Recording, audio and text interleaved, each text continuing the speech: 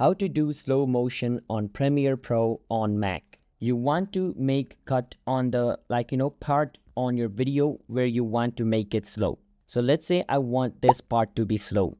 So I'm just going to drag this a bit back so I have an empty space here. Because why? Once you make this clip slow, it's going to be extended. If you make it fast, it's going to be half. But if you make it slow, it's going to extend here. Because this is, let's say, a 3-second clip. If I make it slow, that 3-second is going to transform into 5 or 6. So it needs space to extend here. Now click on the clip you want to make slow and press Command R on your keyboard on your Mac. And from here, just decrease it. If you go above 100, it'll be fast. If you go below 100, it'll be slow. So if I press 50, this video is going to be 50% slow. Click on OK and you can see how it extended and now it's slow. That's how we guys can make a video slow on Premiere Pro. Subscribe to our channel for more videos like this. And basically video slow means slow motion, so don't get confused.